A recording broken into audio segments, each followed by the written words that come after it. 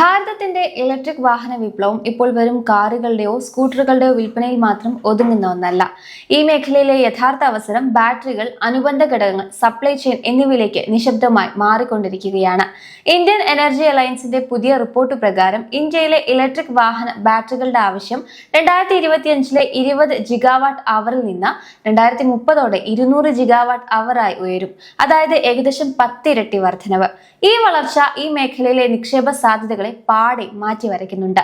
ബാറ്ററികളുടെ ആവശ്യം വർദ്ധിക്കുന്നതോടെ ഇറക്കുമതിയെ ആശ്രയിക്കുന്നത് കുറയ്ക്കാനും സെല്ലുകൾ, കെമിക്കലുകൾ, പാക്ക് അസംബ്ലിംഗ്, പവർ ഇലക്ട്രോണിക്സ്, പുനരുപയോഗം എന്നിവയുൾപ്പെടെയുള്ള ഒരു പ്രാദേശിക എക്കോസിസ്റ്റം കെട്ടിപ്പടുക്കാനുമാണ് നമ്മുടെ രാജ്യം ലക്ഷ്യമിടുന്നത്.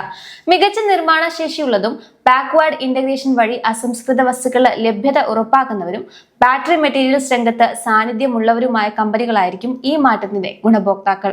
അങ്ങനെയെങ്കിൽ 3 ഓഹരികൾ വിപണിയിൽ പ്രത്യേകം ശ്രദ്ധിക്കപ്പെട്ടേക്കാം. ആദ്യത്തെ കമ്പനി RP ഗോയങ്ക ഗ്രൂപ്പിന്റെ ഭാഗമായ PCBL ആണ്.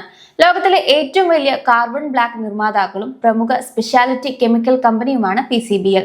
നിലവിൽ വാഹന വ്യവസായ മേഖലകളിൽ ഒഴിച്ചുകൂടാനാവാത്ത കാർബൺ ബ്ലാക്ക് ഉൽപാദനത്തിൽ ശ്രദ്ധ കേന്ദ്രീകരിക്കുന്ന കമ്പനി നാനോവേസ് എന്ന പ്ലാറ്റ്ഫോമിലൂടെ അടുത്ത തലമുറ ബാറ്ററി മെറ്റീരിയലുകളായ nano silicon, conductive carbon, acetylene black എന്നിവയുടെ നിർമ്മാണത്തിലേക്ക് അതിവേഗം ചുവടുമാറുകയാണ്. ഇതിനായുള്ള ഗുജറാത്തിലെ പാലേജിലുള്ള പ്ലാന്റ് ഉടൻ പ്രവർത്തന സജ്ജമാകുകയും ഈ വർഷം തന്നെ ഉപഭോക്തൃ അംഗീകാരങ്ങൾ പൂർത്തിയാക്കി വാണിജ്യാടിസ്ഥാനത്തിലുള്ള ഉൽപാദനം 2028 സാമ്പത്തിക വർഷത്തോടെ പൂർണ്ണ തോതിൽ എത്തിക്കുകയും ചെയ്യും. ലിഥിയം അയൺ ബാറ്ററികൾ, EV ചാർജിംഗ് സിസ്റ്റങ്ങൾ, സെമി കണ്ടക്ടർ പാക്കേജിംഗ് എന്നിവയ്ക്ക് ആവശ്യമായ ഈ വിശിഷ്ട ഉൽപ്പന്നങ്ങൾക്കായി തങ്ങളുടെ മൂലധന നിക്ഷേപം നീക്കിവെക്കുന്ന PCBL US പേറ്റന്റ് അടക്കം നിരവധി അന്താരാഷ്ട്ര പേറ്റന്റുകൾ സ്വന്തമാക്കിയും യൂറോപ്പ്, ദക്ഷിണ കൊറിയ തുടങ്ങിയ വിദേശ വിപണികൾ ബിസിനസ് വിപുലീകരിച്ചും തങ്ങളുടെ സാങ്കേതിക മേധാവിത്യം ഉറപ്പിക്കുന്നുണ്ട്. 2026 സാമ്പത്തിക വർഷത്തിൽ വരുമാനം 8190 കോടി രൂപയായും ലാഭം 198 കോടി രൂപയായും കുറഞ്ഞുവെങ്കിലും വിതരണ ശൃംഖലയിലെ തടസ്സങ്ങളും വർദ്ധിച്ച ചെലവുകളും മൂലമുണ്ടായ ഈ പ്രതിസന്ധിയെ അടുത്ത 2-3 ക്വാർട്ടറുകൾക്കുള്ളിൽ മറികടക്കുമെന്നും പ്രവർത്തനക്ഷമത വർദ്ധിപ്പിക്കുന്നതിലൂടെയും ബാറ്ററി മെറ്റീരിയൽസ് എന്ന ഉയർന്ന ലാഭസാധ്യതയുള്ള മേഖലയിലെ മുന്നേറ്റത്തിലൂടെയും ശക്തമായ തിരിച്ചുവരവ് നടത്തുമെന്നും മാനേജ്മെന്റ് പ്രതീക്ഷിക്കുന്നുണ്ട്. സ്പെഷ്യാലിറ്റി കെമിക്കൽ രംഗത്തെ പുലിയായ ഹിമാദ്രി സ്പെഷ്യാലിറ്റി കെമിക്കൽസ് ആണ് അടുത്ത കമ്പനി. വെറും കൽക്കരി ടാർ പ്രോസസ്സിംഗിൽ മാത്രം ഒതുങ്ങി നിൽക്കാതെ ഇലക്ട്രിക് വാഹനങ്ങളുടെ ചങ്കായ ലിഥിയം അയൺ ബാറ്ററി ലോകത്തേക്ക് വലിയ പ്ലാനുകളുമായിട്ടാണ് കമ്പനി എത്തിയിട്ടുള്ളത്.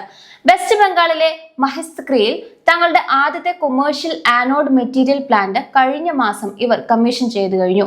ഈ സംരംഭത്തിന്റെ ഏറ്റവും വലിയ പ്രത്യേകത എന്താണെന്ന് വെച്ചാൽ ബാറ്ററി നിർമ്മാണത്തിന് വേണ്ട അസംസ്കൃത വസ്തുക്കൾക്ക് പുറത്തു നിന്ന് വാങ്ങാതെ സ്വന്തമായി ഉൽപ്പാദിപ്പിക്കുന്നു എന്നതാണ്. അതുകൊണ്ട് തന്നെ മറ്റാരേക്കാളും കുറഞ്ഞ ചെലവിൽ ഇവർക്ക് സാധനങ്ങൾ വിപണിയിൽ എത്തിക്കാൻ പറ്റും. കൂടാതെ ചൈനയ്ക്ക് പുറത്തുള്ള ലോകത്തെ ആദ്യത്തെ കൂറ്റൻ LFP കാത്തോഡ് പ്ലാന്റ് പണിയാനുള്ള തിരക്കിലാണവർ. അടുത്ത 5-6 വർഷത്തിനുള്ളിൽ ലക്ഷ്യം വെക്കുന്നത് 2 ലക്ഷം ടണ്ണിന്റെ ഉൽപാദനമാണ്.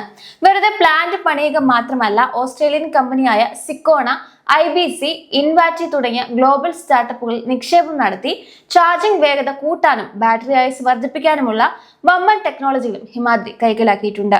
ബിസിനസ് കണക്കുകളിലേക്ക് നോക്കിയാൽ 2026 സാമ്പത്തിക വർഷത്തിൽ വരുമാനം വലിയ മാറ്റമില്ലാതെ 4661 കോടി രൂപയിൽ നിന്നുവെങ്കിലും ലാഭത്തിന്റെ കാര്യത്തിൽ ഹിമാദ്രി ഞെട്ടിച്ചിരുന്നു.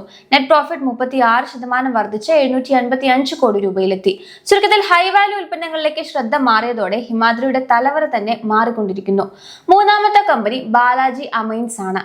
ഇലക്ട്രിക് വാഹന ബാറ്ററികൾക്ക് ആവശ്യമായ ഇലക്ട്രോണിക് ഗ്രേഡ് കെമിക്കലുകളുടെ നിർമ്മാണത്തിൽ ഏതാണ്ട് ഒരു കുത്തകാവകാശം തന്നെ സ്ഥാപിച്ചെടുക്കുകയാണ് ബാലാജി അമൈൻസ്. ഇന്ത്യയിൽ നിലവിൽ ഡൈമീഥൈൽ കാർബണേറ്റ് ഉൽപ്പാദിപ്പിക്കുന്ന ഏക കമ്പനിയായ ഇവർ 15000 ടൺ ശേഷിയുള്ള തങ്ങളുടെ പ്ലാന്റ് EV ബാറ്ററികൾക്ക് അനുയോജ്യമായ രീതിയിൽ പരിഷ്കരിച്ചു കഴിഞ്ഞു. EV ബാറ്ററികളിലെ പ്രധാന ഘടകങ്ങളായ TEA, NMP തുടങ്ങിയ കെമിക്കലുകൾക്ക് പുറമെ LPGക്ക് പകരക്കാരനാകാൻ ശേഷിയുള്ള DME, മറ്റ് സ്പെഷ്യാലിറ്റി കെമിക്കലുകൾ എന്നിവയ്ക്കായി വമ്പൻ പ്ലാന്റുകളാണ് ഇവർ 2027 സാമ്പത്തിക വർഷത്തിനുള്ളിൽ ലക്ഷ്യമിടുന്നത്. സാമ്പത്തികമായി നോക്കിയാൽ 2026 1454 കോടി രൂപ വരുമാനവും 169 കോടി രൂപ ലാഭവുമാണ് കമ്പനി നേടിയത്. ഹിമാദ്രി സ്പെഷ്യാലിറ്റി കെമിക്കൽസ് മികച്ച റിട്ടേൺ റേഷ്യോകളുമായി മുന്നിട്ട് നിൽക്കുമ്പോൾ PCBLന്റെ പ്രകടനം അല്പം പിന്നിലാണ്. നിലവിൽ ബാലാജിയും PCBLും ഉയർന്ന വാല്യുവേഷനിലാണ് ട്രേഡ് ചെയ്യുന്നത്. 2032 ഇന്ത്യയിലെ ബാറ്ററി ഡിമാൻഡ് 200 ജിഗാവാട്ട് അവറിൽ എത്തുമെന്നിരിക്കെ ഇറക്കുമതി കുറച്ച് പ്രാദേശിക നിർമ്മാണം ശക്തമാക്കുന്ന ഈ 3 കമ്പനികളെയും നിക്ഷേപകർ തീർച്ചയായും ശ്രദ്ധിക്കേണ്ടതുണ്ട്.